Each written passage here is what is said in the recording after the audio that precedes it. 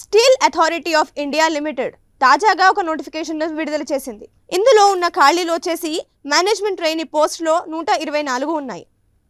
So కేటగిరీల వారీగా చూసుకుంటే కనుక అన్రిజర్వ్డ్ కేటగిరీల వారికి అయితే 35 ఖాళీలు, అలాగే ఓబీసీ నాన్ క్రీమీ లేయర్ అభ్యర్థులకైతే 31 ఖాళీ, అలాగే ఎస్సీ అభ్యర్థులకు 22, ఎస్టీ అభ్యర్థులతో పాటు ఈడబ్ల్యూఎస్ అభ్యర్థులకు కూడా 18 ఖాళీలు ఉన్నాయి.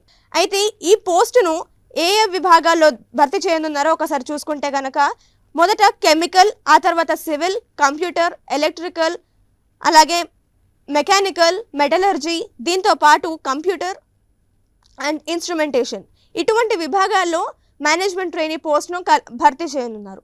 సో ఇందుకు సంబంధించిన విద్యార్హతలు చూసుకుంటే కనుక అభ్యర్థి ఇంజనీరింగ్ విద్యను పూర్తి చేసుకోవాల్సి ఉంటుంది. బ్యాచిలర్ ఆఫ్ ఇంజనీరింగ్ విద్యను పూర్తి చేసుకున్న అభ్యర్థి అంటే సంబంధిత విభాగంలో ఇప్పటిదాకా మనము తెలుసుకున్న ఈ 7 విభాగాల్లో ఏ ఒక్క విభాగం నుంచైనా అభ్యర్థి ఇంజనీరింగ్ అనేది పూర్తి చేసుకోవాల్సి ఉంటుంది. ఇందులో కనీసం 65% మార్కులు సాధించాల్సి ఉంటుంది. 65% మార్కులు సాధించిన అభ్యర్థి అయితే ఈ పోస్ట్కి అర్హులు. ఇక దీంతో పాటు వయసు విషయం చూసుకుంటే గనక అభ్యర్థికి డిసెంబర్ 5వ తేదీ నాటికి 28 ఏళ్ళు ఉండాల్సి ఉంటుంది. సో ఇది వయసు విషయం. ఇక రిలాక్సేషన్ విషయం చూసుకుంటే గనక ఎస్సీ ఎస్టీ అభ్యర్థులకైతే 5 ఏళ్ల సడలింపు ఉంటుంది. అలాగే ఓబీసీ నాన్ క్రీమీ లేయర్ అభ్యర్థులకైతే 3 ఏళ్ల సడలింపు ఉంటుంది. ఇక పీడబ్ల్యూబీడీలో జనరల్ అభ్యర్థులకి 10 ఏళ్ళు, ఎస్సీ ఎస్టీ వారికైతే 15 ఏళ్ళు, ఇక ఓబీసీ నాన్ క్రీమీ లేయర్ అభ్యర్థులకైతే 13 ఏళ్ల సడలింపు అనేది ఉంటుంది. ఇక ఈ దరఖాస్తుల విషయంకి వచ్చేసరికి అభ్యర్థులు ఆన్లైన్ విధానంలో దరఖాస్తులు చేసుకోవాల్సి ఉంటుంది. చివరి తేదీ వచ్చేసరికి డిసెంబర్ 5వ తేదీ. డిసెంబర్ 5వ తేదీలోపు అభ్యర్థులు దరఖాస్తులు అనేది పూర్తి చేసుకోవాలి. దీంతో పాటు అభ్యర్థులు ఆన్లైన్ విధానంలోనే ఫీజు కూడా చెల్లించాల్సి ఉంటుంది.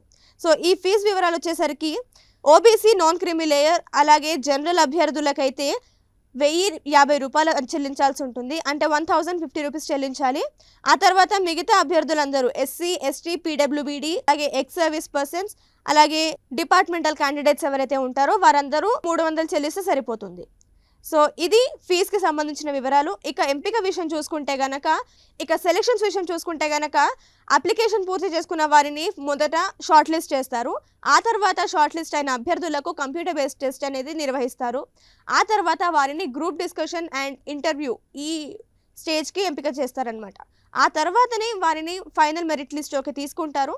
ఫైనల్ మెరిట్ లిస్ట్కి ఎవరైతే వస్తారో వారికి ఉద్యోగం దొరుకుతుంది.